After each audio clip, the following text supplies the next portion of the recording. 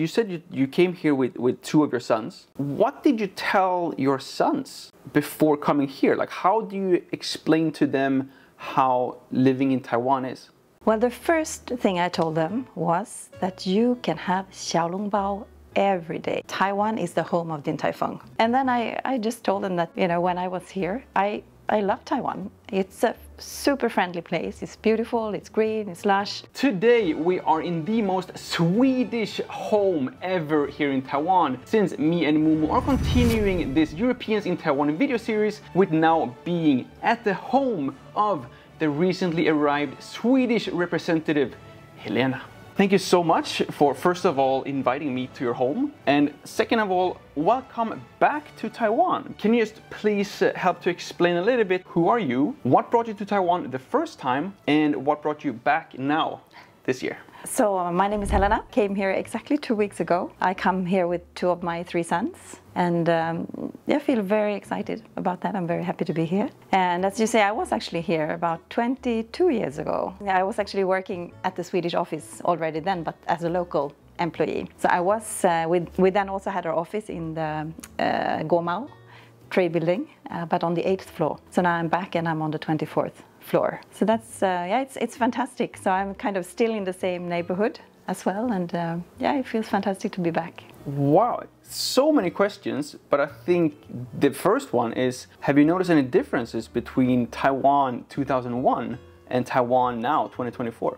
Obviously there are differences, but I must say I'm surprised to sort of which extent Taiwan is the same as well. I really felt like coming home when I came here, and I do recognize a lot of places. I think the city looks fairly similar, except of course this area around 101. I mean, 101 was in the last stages of being built at that time, so it was there, but the whole area around it with all the new sort of flashy malls and everything, that was not there. But I think the feeling, the spirit, that is all the same. So yeah, it's really a great feeling, I must say. And of course, the Elephant Mountain, it's all the same. The trail is exactly the same. Was the trail already there, 2001? It was there, okay. And I went every single weekend. Wow. I'm very curious. You said you came here with two of your sons. And since you've already been here before, what did you tell your sons before coming here? Like, how do you explain to them how living in Taiwan is? Well, the first thing I told them was that you can have xiaolongbao every day, because my kids love xiaolongbao. They knew what xiaolongbao was before Taiwan? Yes, they did, okay. Because we've been living abroad for quite some time. So most recently in Singapore for 5 years. So of course they had xiaolongbao, but I could tell them that Taiwan is the home of Din Tai Fung. So that was, I mean, that was really the best sort of point of attraction. And then I just told them that, you know, when I was here, I love Taiwan. It's a super friendly place. It's beautiful, it's green, it's lush. My middle son, who is here, is 12 years old. He's really an avid football player. And I could already then tell them that I had found a football team, potential football team for him. So that was like one super important aspect. You've been here for 2 weeks. Yes. This is like literally your second week. So thank you so much for taking the time and inviting me to this beautiful home of yours. I wanted to bring a housewarming gift. Oh, which that's so sweet. Of course is some Swedish coffee. Thank you so much. It will be finished in no time, for sure. You have worked both at the Embassy of Sweden in Singapore, Embassy of Sweden in England. So how does it feel now being back in Taiwan? Was there still something that kind of surprised you already, like after only like 2 weeks back in Taiwan now? Or was it exactly as you remembered it, like from 2001, in terms of like your daily, day-to-day life? For instance, the weather, I mean, it's hotter than I remembered it, but I think that's maybe because I'm older as well and less adaptable. And the rain of these last few days, I mean, that is something I also kind of forgot. How bad it can get. But then, of course, also in terms of work, because now I have a very different role. So it's very intense. It's super active. You know, a lot of stuff happening. So from day one, I've been very busy. And that's, of course, a new sort of situation for me. But a pleasant one, but it's new. How about your sons now? Do they feel like the xiaolongbao is better in Taiwan? Or what's the biggest maybe change in life for them? Or questions that they might have after just being in Taiwan for a few weeks? We've had a lot of xiaolongbao since we came here, and also my middle son, he's been ordering the珍珠奶茶every evening. So now we have an agreement that starting from next week, it'll just be twice a week, because otherwise this will end really badly. So he really loves the珍珠奶茶. Is this the soccer son? The soccer son. It's okay then. It's okay. Yeah, that's what I tell him. You know, as long as you play a lot, you know, you can have it. But still, because yesterday I went to Chinese class at Waijiabu. The teacher, we were talking about the珍珠奶茶, and she was saying that actually every cup has about 700 calories. So I came home and I told Wilmer that, you know, no more珍珠奶茶every day. I mean, we have to be a bit more careful with that. Do you still need to take Mandarin classes? Because from my sources, they say that you're fluent in Mandarin already. No, I think you can never be fluent in Mandarin. I mean, and it's been a long time that I haven't used it. And it's just a great opportunity, you know, to interact and to use the Chinese. I really love to speak Chinese. So my Chinese name is Ren He Ya. I think it's a really beautiful name. Okay, yeah, I'm not entirely sure about the meaning, but I'm sure that everyone watching this will know exactly what that means and what that represents too. Recently, like this year, I think Taiwan has been like all over the international media talking about like AI and all these like semiconductors that comes from Taiwan. Growing up in Sweden, I kind of feel like maybe we didn't have AI in Sweden that early, but we have like a lot of like technical solutions. I always joke on my channel saying that like in Sweden, we don't really like to talk to people. So we come up with a technical solution so we don't have to talk to people. Like apps or like kiosks to buy like, you know, train tickets or plane tickets or whatever. What do you see as like the number one kind of like solution or innovative things from Taiwan that we could bring home back to Sweden, and vice versa? What is something like a Swedish technical solution that you kind of want to bring over here to Taiwan? For myself, I'm super proud because yesterday I got online, so finally, and I also used the Line Pay for the first time. So I mean, this is something that is super convenient, and it's I mean, it has an equivalent. True Taiwanese now, right? Yes. We got the珍珠奶茶and Line. That's it. Yeah, but this Line Pay was just incredibly easy to use, and we have Swedish equivalents to that, of course. But these are good solutions that are very efficient and effective to use. What is really interesting for us to follow, or for me and from the office, it's of course the whole sort of semiconductor industry and its, you know, its broader kind of application, and that Taiwan is really the center of the production of high-end chips, semiconductors. So that would be super interesting to look at more closely from here, because it's really the core of Taiwanese business, of course. And in terms of Swedish solutions to bring here, the bank ID thing is a really good thing. I mean, it's super convenient. I can sit here, I can do I get all the invoices, everything just come to my inbox, and I do this bank ID thing. I can apply for passport. I mean, I can do anything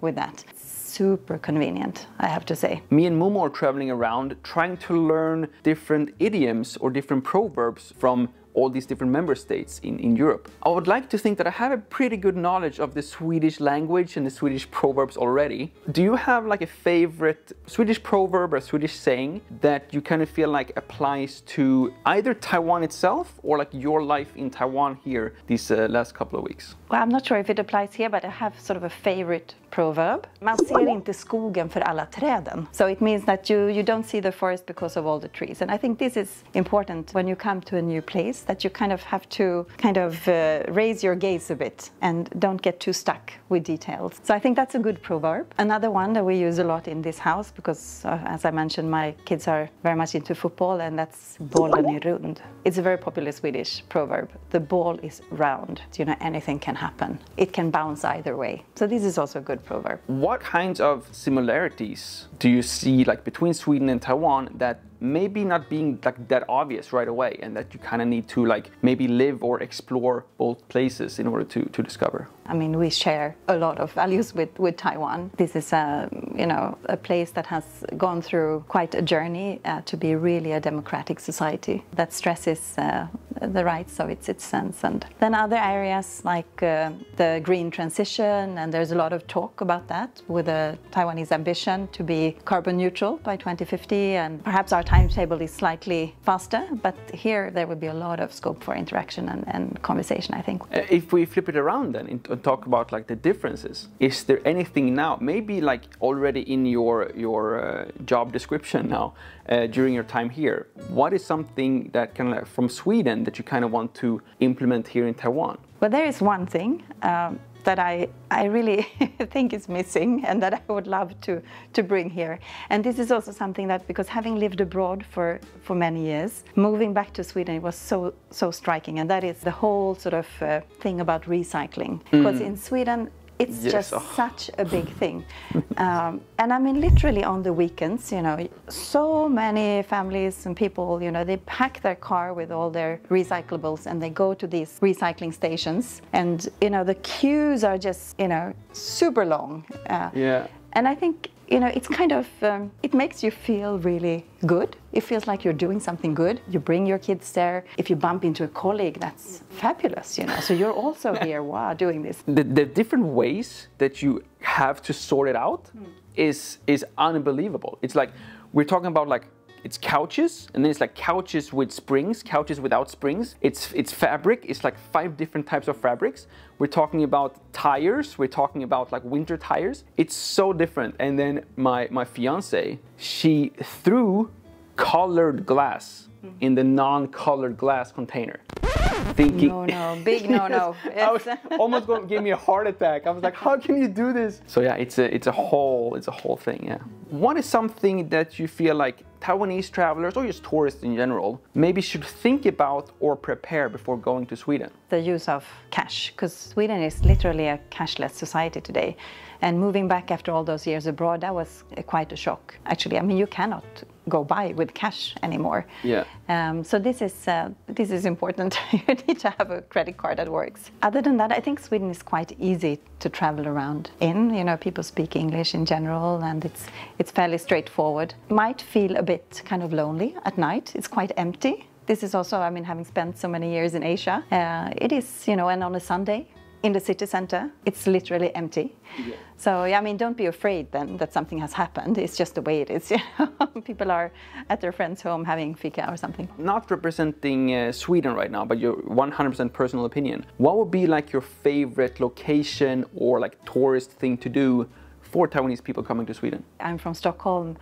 Stockholm has a lot to offer in terms of culture and restaurants. I mean, the Swedish cuisine has kind of gained quite a worldwide reputation recently. Lots of good restaurants, nice museums, and, you know, really, and Stockholm is a beautiful city. Sorry, I started to laugh when you said like the museums in Stockholm, because I went with my fiance to Stockholm this summer, and we went to see 2 museums. She picked Naturhistoriska Riksmuseet, and she thought that was great. Then we went to my favorite museum, Vasaskeppet, which she did not understand at all. No, that's so, yeah. Yeah, she was like, wait, this museum is smaller, it's more expensive, and it's just the boat. It's just one boat. But me as a Swede, of course, I was like, no, now we see like the real museum. This is the coolest thing. As you said, you know, it's literally the ship that sank on its virgin journey, just couple of hundred meters after taking off. This was, of course, the big pride, I mean, a really proud moment of the Swedish king, and then they had made bad calculations, so the ship literally tipped over. But because it's so well kept, it's incredible. I agree with you. It's really a highlight. Yeah. That you must see. Take our biggest failure and then we build a huge museum of it, and when we charge money for people to come and watch our big failure.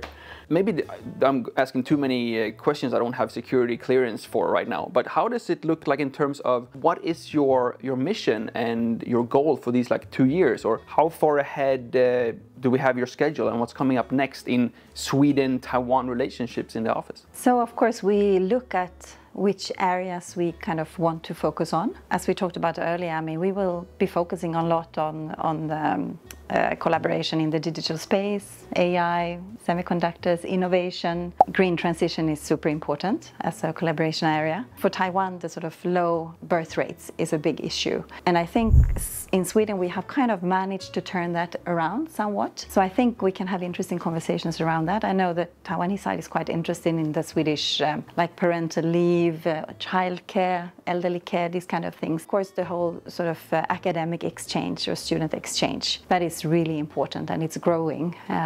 There's always been quite a few Taiwanese students coming to Sweden, but we can really see an increase in terms of Swedish students coming here. And this is, I mean, to me, I think this is really the best way to build long-term relations and really kind of bottom-up relationships that are lasting, you know, because every student that goes is potentially kind of an ambassador, you know, for its place.